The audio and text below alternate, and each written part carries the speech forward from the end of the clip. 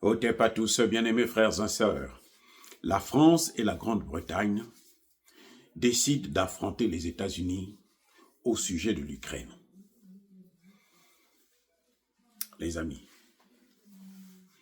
pendant que les États-Unis sont en train de se battre pour une négociation, pour trouver un accord de cessez-le-feu entre l'Ukraine et la Russie, la France et la Grande-Bretagne continuent à jeter de l'huile sur le feu parce qu'ils veulent embraser toute l'Europe.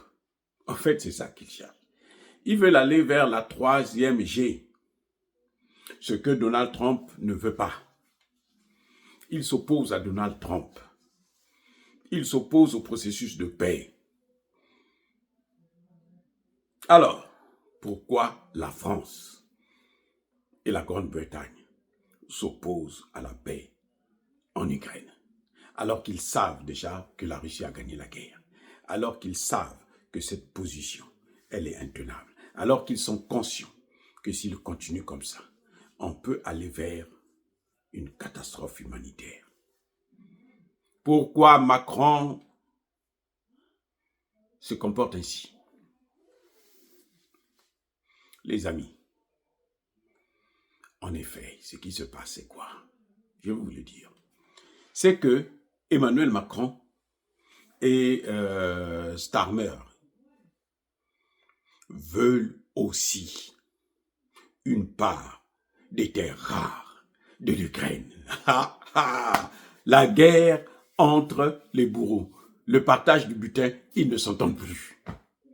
Ils ont fait, États-Unis et l'Europe, ce sont eux qui ont fait la guerre.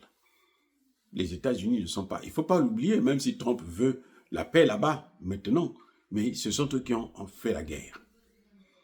Trump est juste plus réaliste que Macron.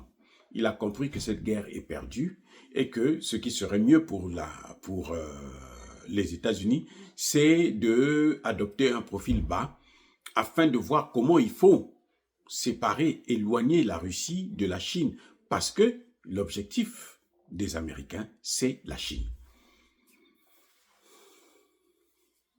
Mais là, il est tombé sur un os. Enfin, un os, c'est une façon de le dire. Emmanuel Macron et l'anglais Keir Starmer veulent affronter les États-Unis. Ah oui.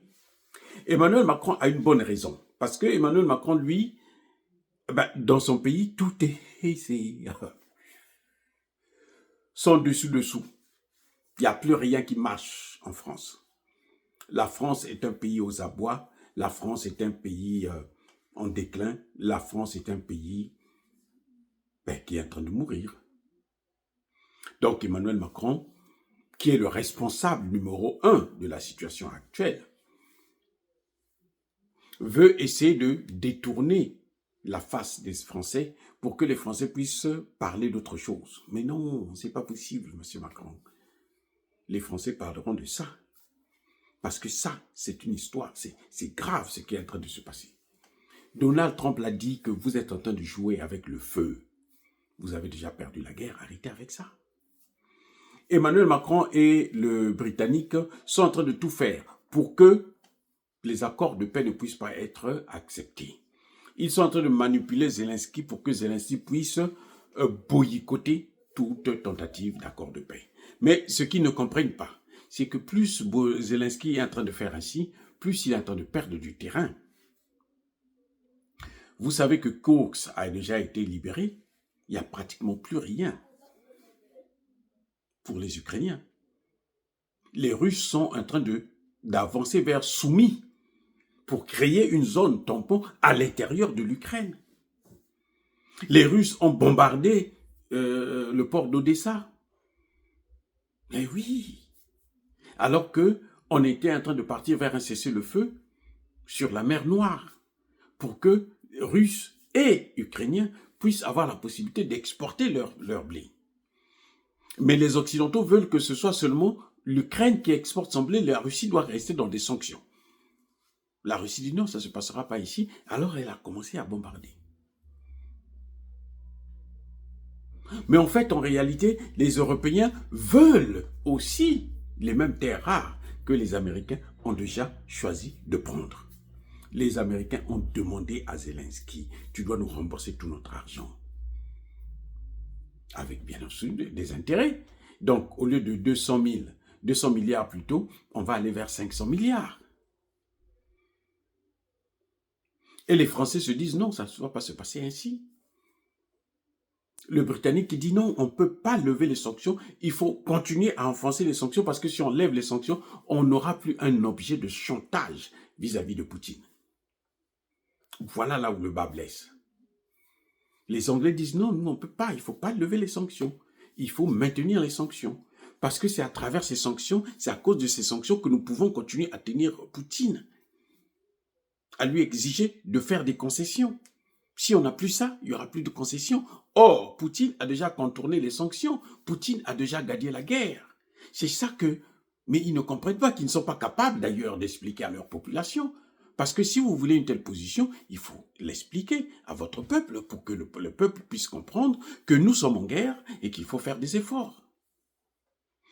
Donc, les amis, la France et la Grande-Bretagne sont en train de défier l'Amérique.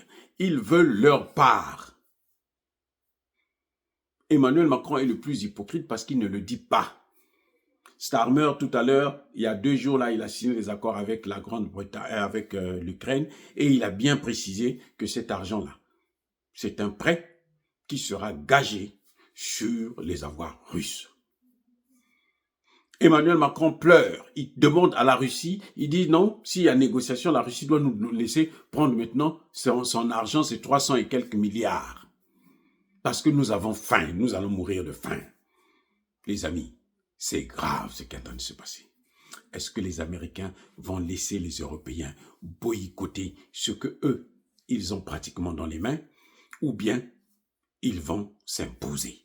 C'est assez la vraie question qui se pose. Soyez bénis, soyez abondamment bénis par le Dieu des Kémites et par nos ancêtres angélisés, mais que tous ceux qui persécutent le continent africain, le pillent et le déstabilisent, qu'ils soient noirs, blancs, chinois, arabes, juifs, indiens, qui qu'ils soient punis, maudits, foudroyés, neutralisés, écrasés, effacés par le Dieu des Kémites et par nos ancêtres angélisés. Vive l'Afrique éternelle, j'ai dit et j'assume.